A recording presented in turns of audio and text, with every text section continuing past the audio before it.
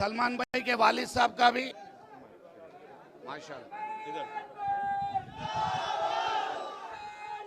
कि jubilee hills में अगर हम सबको निकालना है तो कांग्रेस का जनाजा निकालना है। आज मैं एक ऐसी ताकत के साथ हूं जो सेकुलरिज्म को ज़िंदा रखती है। मैं मुतालबा किया केटीआर साहब से कि जो ग्रेवयार्ड का था तो एक सेकंड नहीं लिए केटीआर साहब, एक सेकंड नहीं लिए हाँ बोलने पर, क्योंकि वो बुनियादी हक है। पहली बात ये कि अभी करीब करीब 80 साल होने को आया हिंदुस्तान आज़ाद बन के।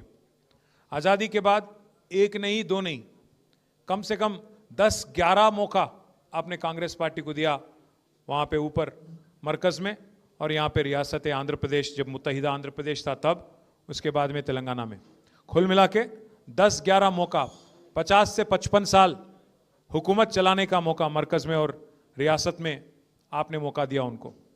कांग्रेस बस हमेशा से एक ही बात मानती है, उनको लगता है कि वो गुत्तेदार हैं, ठेकेदार हैं मुसलमानों के वोट पे। उनको लगता है कि मुसलमान को किसी और को वोट देने का हक है ही नहीं। मैं आपसे बस एक ही रिक्वेस्ट कर रहा हूं, एक ही वादा कर रहा हूं आज। जुबली हिल्स तो एक छोटी मजली अपने लिए, एक छोटी जंग है, पर बड़ी जंग तो हमारी 2028 में होना है। केसीआर साहब जो हैं ऐसे सेक्युलर लीडर हैं, तारीख में शायद हिंदुस्तान, आज़ाद हिंदुस्तान में आज तक कोई चीफ मिनिस्टर ऐसा काम आज तक नहीं किया।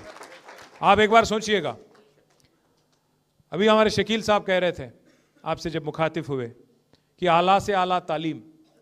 एक बार सोचिए आप, 1,40,000 बच्चे आज टिमरिस स्कूल में पढ़ते हैं। 1,40,000। एक हर किसी की रीत और रिवाज की भी इज्जत केसीआर साहब करते हैं, चाहे हिंदू हो, मुसलमान हो, ईसाई हो, जो भी हो।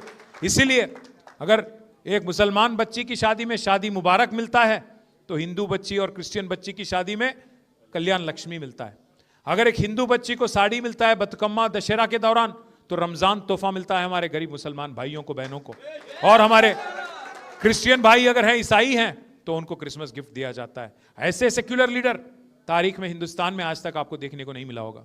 एक और बात भी आपको याद दिलाता हूं मैं, तालीम और आसरा पेंशन और इसके अलावा काफ़ी सारे जो मदद गरीबों को देना चाहिए, वो सब कुछ केसीआर साहब ने करने की कोशिश की।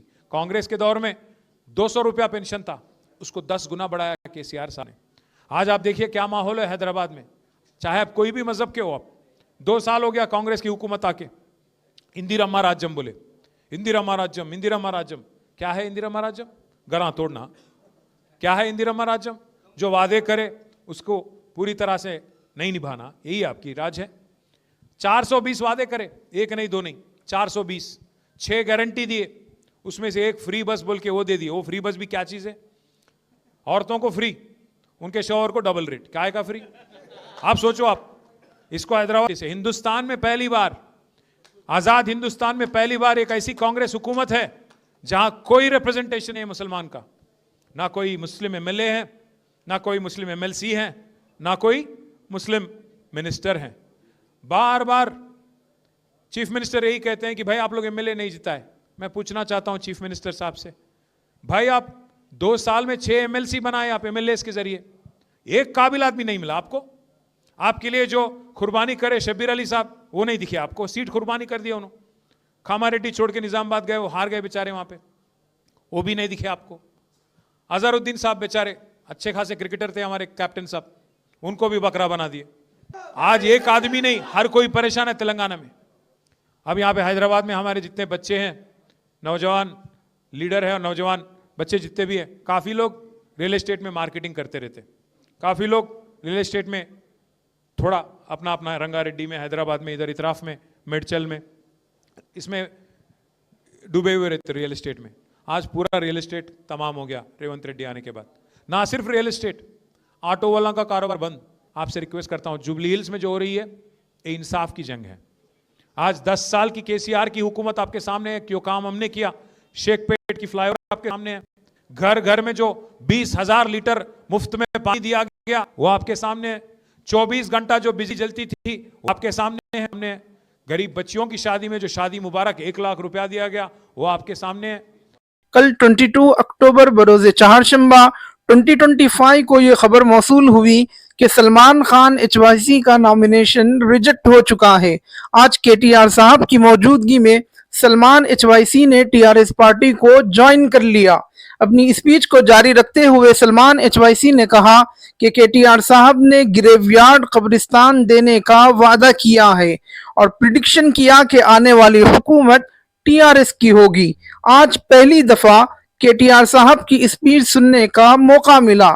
जब स्पीच को एनालाइज किया गया तो यूं महसूस हुआ कि speaking power wonderful, very excellent था। कम्युनिकेशन स्किल्स और अपने माफी ज़मीर को, मन की बात को खूबसूरत अंदाज में रखने का सलीका और हुनर पाया जाता है। सेकुलर विजन रखने वाला और सेकुलरिज्म पर बिलीव करने वाले लीडर दिखाई देता है। लोकल लैंग्वेज हैदराबादी लैंग्वेज पर कमांड और अबूर हासिल है। उर्दू जबान के लिटरेरी वर्ड्स, फसी कलिमात से वाकिफियत तकरीर के दौरान झलकती है। शार्प माइंडेड और इंटेलेक्चुअल पर्सन दिखाई देते हैं। स्पीच में शाइस्तगी, ठहराव, पब्लिक इश्यूज से भरपूर वाकिफियत और बाखबर दिखाई देते हैं। Last but not the least, आने वाले 2028 के इलेक्शन में CM के एक मजबूत, दावेदार, डिजर्विंग कैंडिडेट दिखाई देते